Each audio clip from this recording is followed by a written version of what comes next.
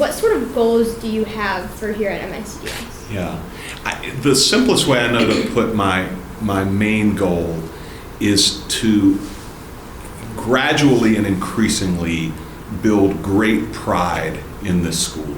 I want the students here, the families here, to feel such an overwhelming sense of belonging and shared experience and shared goals that it's just palpable. You just come on this campus, and people who come on this campus will think, I really want to be here. I love whatever is in the air here. I want that for my child. Or if you're a student, I want that for myself. As much as I can, I'm going to invest myself in you, and I hope really infuse in this school community, again, just a kind of optimism. I feel like there's a way to do that as a head of school that it's harder to do in other roles. So as you step into the head of school role, what Yeah. would you like students to know about you and your background and just your story? Yeah, my story. So I'll be very quick about it. I'm from Virginia. I spent most of my life in Virginia, although I've left a few times. So grew up in a small town in the eastern part of the state, which is called the Tidewater. If you look at a map of Virginia, there are a lot of rivers that cut into the state from the Chesapeake Bay. It's a really beautiful part of the country, and I grew up in a small town there. I went to a boarding school from grades 10 through 12, all boys in the middle of nowhere in Virginia. And then I ended up going to Princeton University. I did my bachelor's work there. And then I graduated and worked in a school for a year. Then I had this kind of entrepreneurial bug. I sold a business to Kaplan Test Prep and was looking to get back into teaching because I really missed that 1 year I'd worked at a school. And so I then went to Norfolk, Virginia, which is near home. And Ruth, my wife, and I were starting a family then. And I worked there for 12 years. I started as a math and English teacher. I taught Algebra 2 and American Literature, sophomores and juniors. I loved it. I coached swimming. I was a swimmer in high school, swam a little in college. Eventually I was assistant head of the school. I began to get calls about being head of school. And I was able to move to Huntsville, Alabama. And I've led a school there for 5 years. And then again, I now have this opportunity to come here. So again, a lot of background there. But and I lived in Chicago for 4 years during the time that I was an entrepreneur. My work took me there. And I'm sorry about this. I lived in a neighborhood called Wrigleyville. You know where this is going? Cubs. I'm a Cubs fan.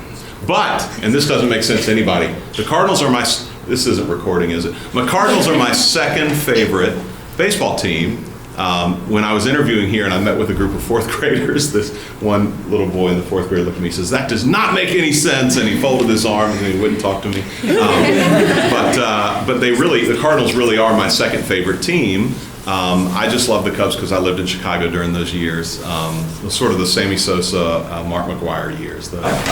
So I'm co-ed at BSU, which is Black Student Union here in upschool, and one thing we're really talking about is increasing cultural competency with the curriculum. Yeah. What's your idea on how we can diversify the curriculum here at MICS that is tailored to everyone's identities? Yeah.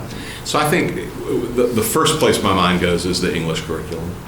Selections of text to read, short stories, novels, really within the humanities. That's the most natural place for those conversations to occur.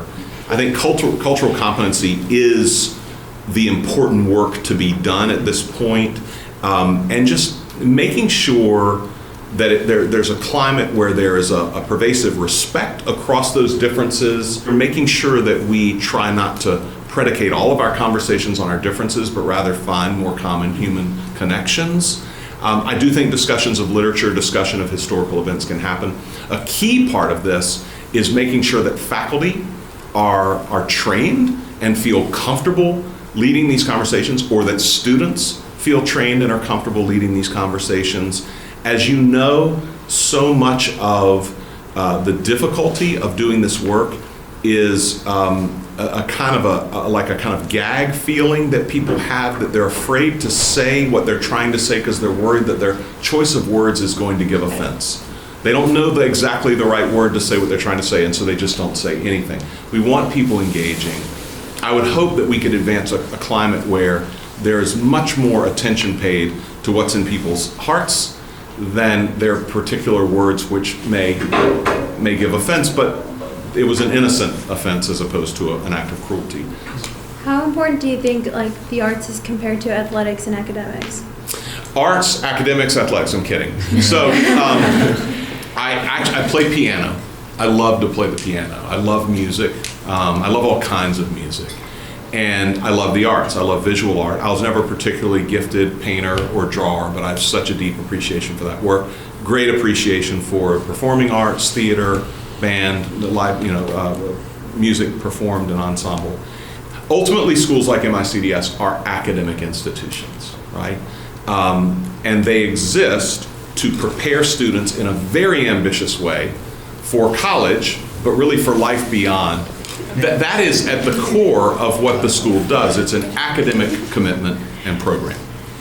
That does not mean that academics is more important. We're bad in American society about always wanting to rank everything. You don't have to think about things in terms of rank.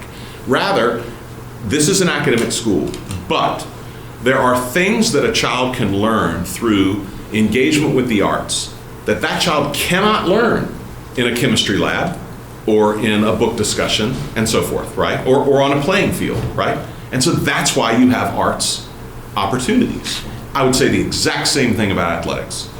At MICDS, at any good school, the athletics program does not exist to collect winning seasons and trophies. It exists because there are ways to learn about yourself, develop your character, develop friendships in ways that you cannot in a chemistry lab or et cetera, et cetera. And so it's an educational opportunity. This is an academic institution where arts and athletics programs run right alongside because you can learn things in those two experiences that you cannot learn in academics alone.